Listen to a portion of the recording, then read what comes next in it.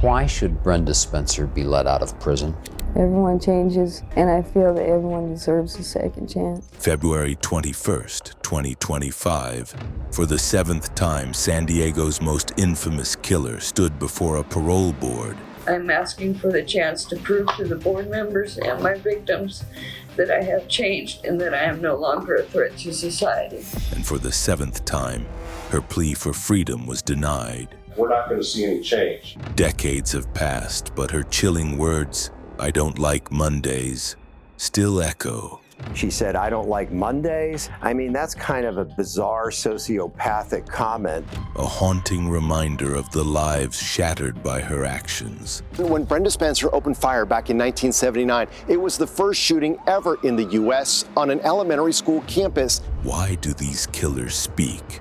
And what do their words reveal about the minds behind America's most tragic school shootings? This is a deep dive into the most disrespectful interviews ever conducted, where arrogance, excuses, and a staggering lack of remorse take center stage. Nikolas Cruz, The Chilling Detachment. The setting was a sterile room in the Broward County Jail. The date was February 14, 2018, just hours after he had shattered countless lives. Across from Detective John Kurtz sat a teenager, Nikolas Cruz, for an interview that would drag on for 11 agonizing hours. What unfolded was not a display of guilt, but a masterclass in disrespect and a terrifying window into a mind consumed by itself. Cruz's mood didn't just shift, it swung like a broken pendulum. One moment he was sobbing, overwhelmed with self-pity. Next, his face would go blank, his voice turning emotionless, cold, and eerily calm. He showed more concern for his own fate, whether he'd get the death penalty, than for the 17 people he had murdered and the 17 others he had injured just hours before. His focus was never on their pain, only on his own. His past was troubled, yes. Adopted after being left at an orphanage, he lost both his adoptive parents before finishing high school. He was diagnosed with ADHD and oppositional defiant disorder, and his behavior was a red flag for years. He was expelled from Marjorie Stoneman Douglas High School for making threats. He drew swastikas and racist slurs on his backpack. The system saw the warning signs but failed to stop him. At 18, he legally bought the AR-15 style rifle he would use for his massacre. On that terrible Valentine's Day, he took an Uber to his old school, a duffel bag hiding his weapon. He wore a school polo shirt to blend in, a calculated move of pure deceit. For 6 minutes, he stalked the halls of Building 12, firing over 100 rounds. Then he dropped his rifle, fled with the escaping students, and went to a Walmart and a McDonald's as if he'd just finished a day of classes. He bought a drink and sat down, calm and detached from the horror he had created. But his true disrespect was saved for the interviews in the courtroom. He blamed voices in his head, an evil twin that told him to burn, kill, and destroy. Yet in the same breath, he admitted he knew exactly what he was doing. He was trying to dodge responsibility while simultaneously confessing to every detail. He spoke about the attack with a frank, graphic clarity that was itself a form of violence. He detailed how he had planned the shooting for years, studying other mass murderers like a twisted student. He learned their tactics, how to watch for rescuers, how to keep his distance, how to attack fast. He even smirked as he recalled how he'd adjusted his rifle's sights the night before, too excited to sleep. The most profound disrespect came later during his sentencing. As grieving family members stood before him, pouring their hearts out, describing their unimaginable loss, Cruz smirked. He laughed. He showed less reaction than if he were watching a boring TV show. He never once looked at them. He never once said he was sorry. His tears, when they came, were only for himself. He spoke of his victims by name, not with remorse, but with a cold, clinical detachment. He stated he only stopped shooting because he didn't see anyone else to shoot. His entire being was a monument to his own self-obsession, completely detached from the devastation he left behind. He narrowly avoided the death penalty and was sentenced to life in prison without parole in 2022. For the families of the victims, his performance in that interrogation room and in the courtroom was a second, perhaps equally painful attack. Evan Ramsay, the cry no one heard. Bethel, Alaska. The name means hallowed spot. But on February 19, 1997, it became the site of an unimaginable horror. This isolated town on the tundra with only one road in and out was a place where everyone knew everyone. It was the last place anyone expected a school shooting. But that morning, 16-year-old Evan Ramsay arrived by school bus just like any other day. Hidden in his clothes was a 12-gauge shotgun he'd taken from an unlocked rack in his own home. He was a boy who had never been shown the way, and now he was hopelessly lost. His story is a tortured tale of a childhood erased. When Evan was 7, his father went to prison. His mother fell into alcoholism. Evan and his brothers were sent away, bounced through a nightmare carousel of foster homes. In one of those homes, court records state he suffered sexual abuse and humiliation. By the age of 10, a psychiatrist found he had already tried to kill himself. The system meant to protect him had failed him at every turn. The anger and pain festered for years until he decided he needed to stand up for himself against bullies. He planned to take a gun to school and, in his words, start ranting and raving. In a chilling interview, he told the story himself. In the student commons area, he found 15-year-old Josh Palacios, a boy he'd fought with 2 years prior. Ramsay raised the shotgun and fired. The blast hit Palacios in the abdomen. He would later die in surgery. The same spray of pellets wounded 2 other students. When an art teacher heard the shots and ran in, pleading with him to stop, Ramsay just fired at the ceiling.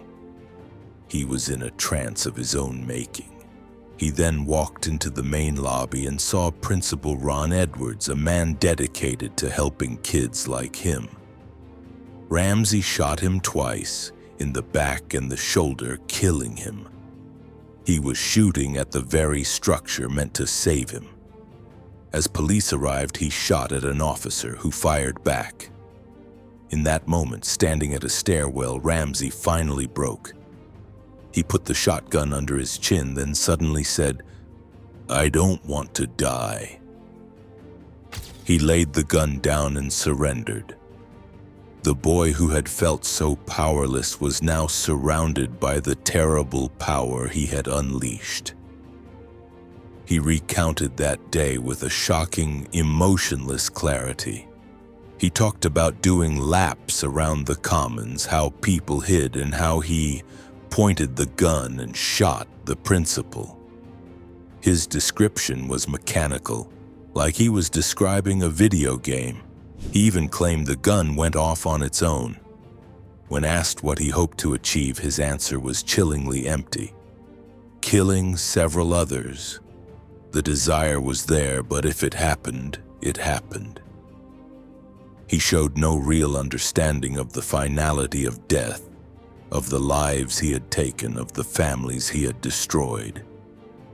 His only moment of clarity was selfish. When a police bullet whizzed past him, he suddenly wanted to live. Perhaps the most disrespectful part of all was how simple it was. He got the gun from an unlocked rack in his house. He decided to take it to school because he was tired of being picked on. He himself admitted, "If I didn't have access to a gun, I wouldn't be doing the prison sentence." His actions were a violent, chaotic scream for help from a boy who had been screaming silently for years. But that scream came at the cost of 2 innocent lives, and it revealed a profound detachment from the value of them. Evan Ramsay was sentenced to 210 years in prison, a lifetime to ponder the horrifying ease with which he turned his pain into a weapon. Nathaniel Brazill, the last day of school. The last day of school should be a celebration. For Nathaniel Brazill, a 13-year-old at Lake Worth Middle School, it ended in a moment of irreversible tragedy. On May 26, 2000, after being sent home early for misbehaving, Brazill returned to school with a stolen .25 caliber handgun. He wanted to speak to his favorite English teacher, Barry Grunow. When Mr. Grunow, a beloved father and husband, refused to let him talk to 2 girls in his classroom, Brazill pointed the gun. It fired a single, fatal shot. In an instant, a teacher was dead, and a 7th grader was a murderer. What followed was a story marked not by the smug defiance of other shooters, but by a complicated and to many disrespectful attempt at normalcy. In a 2010 prison interview, Brazill, then 24, spoke from behind bars. He had received a 28-year sentence, prosecuted as an adult for a decision made as a child. He talked about his life behind bars, his daily routine that starts at 5:30 in the morning, and the freedom he misses. He expressed remorse, saying he has to sit with that on my conscience each and every day. He claimed that if he could, he would ask the victim's widow, Pam Grunow, for forgiveness.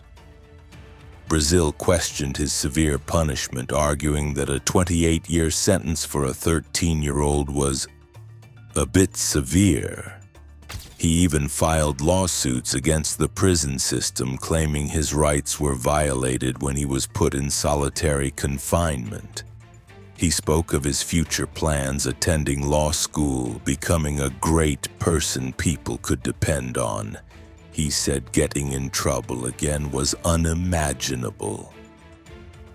For the family of Barry Grunow, this focus on his own lost future and legal battles felt like a profound slight. While Brazill planned his life after prison, Mr. Grunow had no life left. His widow, Pam, has endured every anniversary and every news story with quiet dignity, choosing not to speak on camera but living with a pain that will never see parole. The core disrespect lies in the imbalance. Brazill's interview was about his transformation, his GED, his paralegal certificate, and his hopes.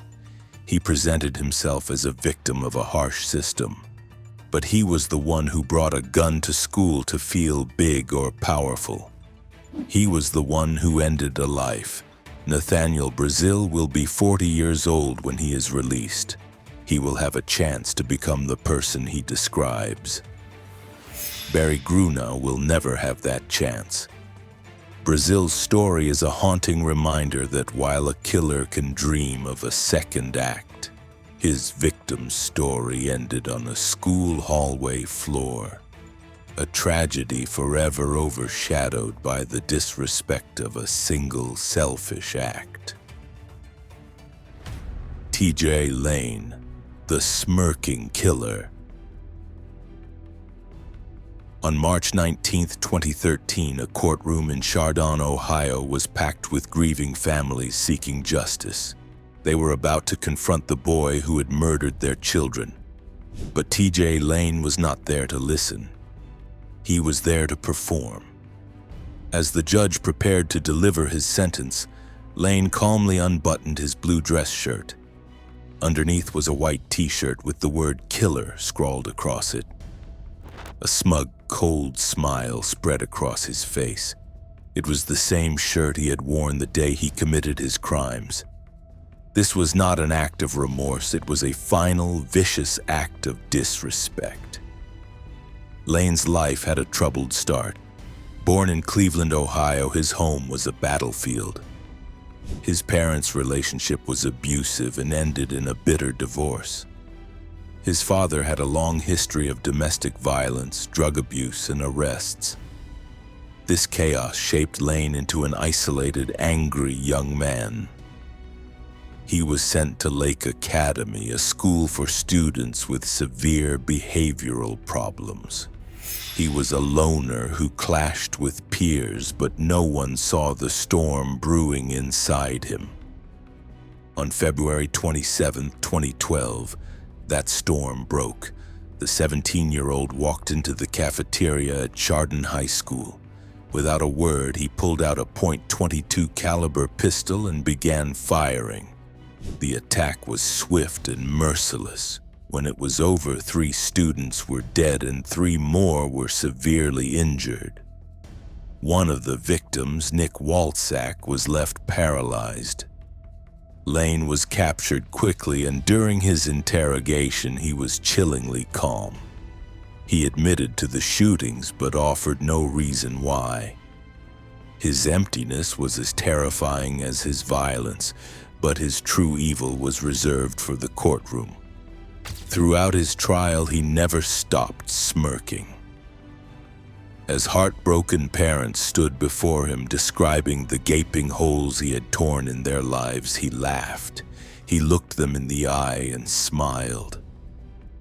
When one mother finished her emotional statement, he slowly, deliberately raised his middle finger at her. Then it was his turn to speak. He stood up, faced the families of the children he had murdered, and spoke words so vile they are almost impossible to repeat. "The hand that pulled the trigger that killed your sons now masturbates to the memory," he said. The room fell into a stunned, horrified silence. There was no apology, no shred of humanity, only pure, calculated hatred. His words were designed to inflict the maximum amount of pain, to twist the knife one last time. He was sentenced to 3 life sentences in prison without parole. For most, that would be the end of the story. But for T.J. Lane, his disrespect for the system and his victims continued. In September 2014, he briefly escaped from the Allen Oakwood Correctional Institution, causing a statewide manhunt before being captured 6 hours later. Even from behind bars, he sought to cause more panic and pain. Ethan Crumbley, the boy who asked about his cat. On November 30th, 2021, the hallways of Oxford High School in Michigan were filled with the ordinary sounds of students changing classes. In an instant, those sounds turned to screams. Surveillance video shows 15-year-old Ethan Crumbley walking out of a bathroom holding a semi-automatic handgun. He then began firing directly into the crowd of teenagers. His attack was cold and calculated. As students ran for their lives, Crumbley didn't flinch. He walked methodically down the hall, shooting into classrooms and at anyone who couldn't get away. In just a few minutes, he murdered 4 students and injured 7 others. He was stopped before he could enter a classroom, but the devastation was complete. But the disrespect, the sheer disconnect from humanity came later. Shortly after his arrest, his parents arrived at the police station. They came face to face with the son who had just committed an unspeakable atrocity. His mother's first question was a desperate, grieving why. Ethan Crumbley's response was shocking. He did not apologize. He did not express horror at what he had done. His only concern was for his pet cat. "Can you make sure Dexter gets care?" he asked. The cat was reportedly named after the fictional serial killer in the TV show Dexter, a chilling detail that adds a layer of dark obsession to his priorities. In that moment, his concern for an animal outweighed any regard for the human lives he had just ended. It was a stunning display of where his true sympathies lay. At his sentencing, he finally spoke about his crimes. He told the judge, "I am a really bad person. I have done terrible things that no one should ever do." He said he had lied and should not be trusted. He said he planned to be better. But for the families of the victims, these words rang hollow. Where was this remorse when his mother begged for an answer? Why did a house cat warrant more concern than his murdered classmates? Ethan Crumbley was sentenced to life in prison without parole. His actions and his subsequent behavior paint a picture of a deeply disturbed individual, but also an incredibly self-centered one. Andrew Golden, the boy who forgot. On the morning of March 24, 1998, the students of Westside Middle School in Jonesboro, Arkansas, filed out of their classrooms. The fire alarm was ringing. It was a routine drill, or so they thought. Waiting in the woods nearby were two boys, 13-year-old Mitchell Johnson and 11-year-old Andrew Golden. As their teachers and classmates poured onto the lawn, the boys raised their rifles and opened fire. They had planned this ambush. By the time it was over, 4 students and 1 teacher were dead. 10 others were wounded. At just 11 years old, Andrew Golden became one of the youngest mass murderers in American history. His home life was described as stable, but his friendship with the troubled Mitchell Johnson changed everything. Johnson was a known bully with a violent temper. Golden became his shadow. Months before the shooting, another student reported that Golden had talked about shooting people at school. He brushed it off as a bad dream, and a school counselor tragically believed him. The planning was meticulous. The day before the attack, Golden helped Johnson pack his mother's minivan with camping gear, snacks, and an arsenal of guns and ammunition, 2,000 rounds stolen from Golden's own grandfather. Later, Golden would claim Johnson forced him to do it, threatening to kill his family with a pocket knife. It was a flimsy excuse even for a child. Because of his age, Arkansas law could only prosecute Andrew Golden as a juvenile.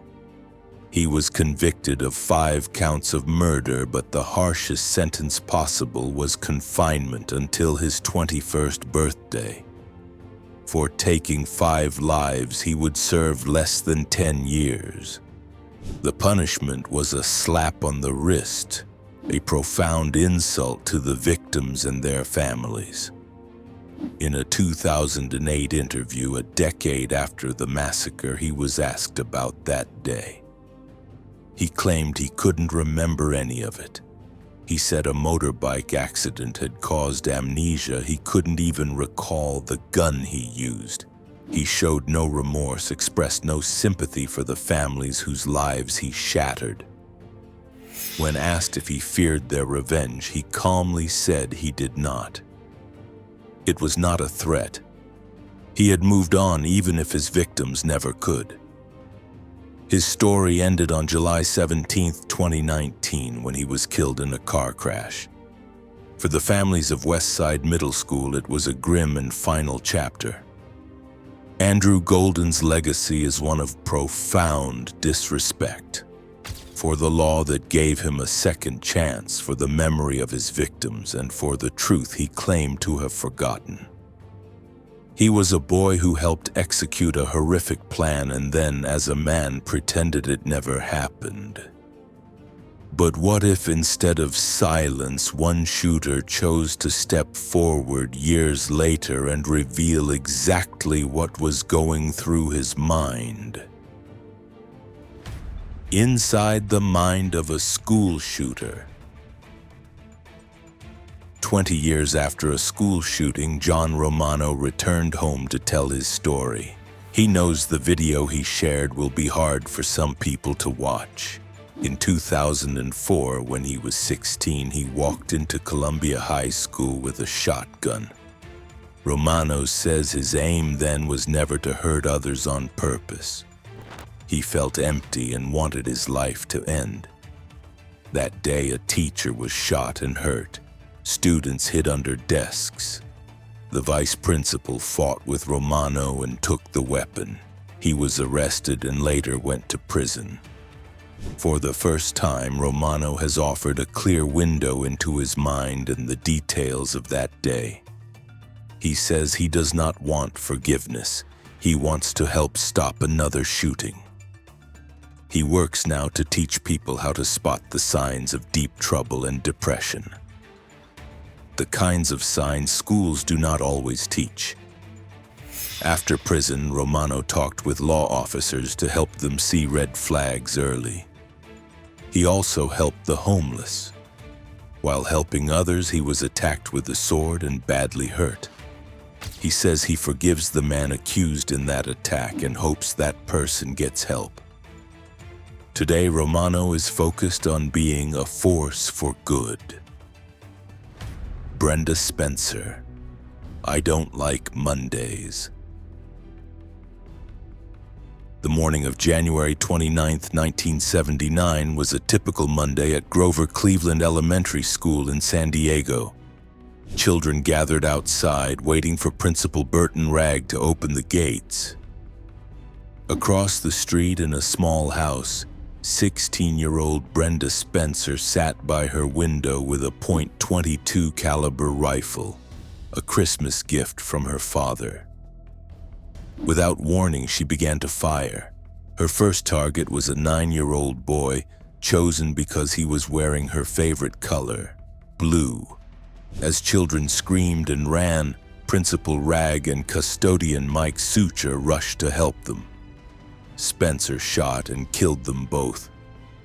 She continued firing, injuring 8 children and a police officer who responded to the chaos. In total, she fired 36 times. Police finally stopped the massacre by parking a garbage truck between her and the school to block her view. Trapped in her house, Spencer began a standoff with the police. During those tense hours, she did something that would cement her place in history for its sheer, shocking disrespect.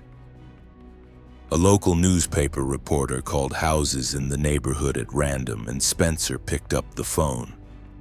When asked why she did it, her answer was chillingly simple. I don't like Mondays. This livens up the day she told police negotiators that her victims were easy targets and that she would come out shooting. She only surrendered after they promised to bring her a meal from Burger King. Her flippant, monstrous reason for shattering so many lives became a symbol of senseless evil. Spencer never stood trial. She pleaded guilty to murder and was sentenced to prison. Years later, in a 1993 interview, she offered a new excuse. She claimed she had been high on a lethal amount of drugs and alcohol, including PCP and whiskey, for an entire week leading up to the shooting. She said the court had hidden evidence of her intoxication, arguing that if it had been known, her charges might have been reduced from premeditated murder to manslaughter. "If I had no drugs or alcohol in my system," she said, "then I'm just a cold-blooded killer. That's not how I am." It was a desperate, disrespectful attempt to rewrite history and dodge responsibility. She claimed her memory of that day was a fragmented blur built mostly from reading police reports. For the families of the victims, her excuses were a second insult. The two men who died were heroes, killed while trying to save children. The children she injured carried physical and emotional scars for life, and all she could offer was a shrug, a famous, hateful quote, and a later story about being too drunk to remember. Michael Carneal, the plea for death. The morning of December 1st, 1997 began like any other at Heath High School in West Paducah, Kentucky. Students gathered in the lobby for a before-class prayer group. Among them was 14-year-old Michael Carneal, a quiet freshman who had arrived with his older sister. Hidden in his backpack, wrapped in a blanket disguised as an art project, was a pistol. He also had a stolen shotgun and rifle waiting in his locker. As the prayer group finished, Carneal put in earplugs. Without a word of warning, he pulled out the gun and began firing at his classmates at close range. He fired 10 shots in seconds. When the chaos ended, 3 teenage girls were dead.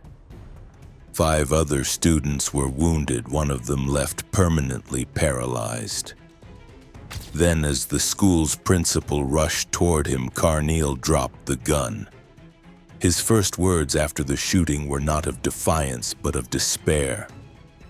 "Kill me, please," he begged. "I can't believe I did that." This immediate plea was the first sign of a complex and disturbing case. Carneal confessed right away. He was a boy who felt isolated and unloved, a target of mild bullying who told classmates, "Something big is going to happen on Monday." No one listened.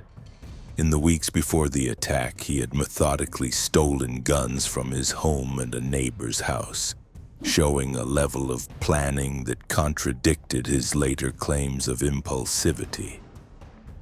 His trial painted a picture of a deeply troubled mind. His defense argued he suffered from severe mental illness, hearing voices that told him to commit violence. He expressed remorse, unlike many other school shooters. He never smirked at victims' families or showed disrespect in the courtroom. But what many found ultimately disrespectful and chilling was the hollowness that followed. Years later, in a rare interview, he was asked if the voices were still there. "Yeah, I still hear them," he admitted. This confession sent a shock through everyone who heard it. It raised a terrifying question. If the voices never left, was his remorse real, or was he still a danger? For the survivors and the families of the 3 girls he killed, his apologies felt empty. They believed his crime was too calculated to be blamed solely on voices in his head. The pain he caused was permanent. The paralysis of one victim was a lifelong sentence. In September 2022, Carneal faced a parole board after 25 years in prison. He again expressed remorse, saying he wished he could take it all back. But the victims' families urged the board to keep him locked away, convinced he was still a threat. Parole was denied,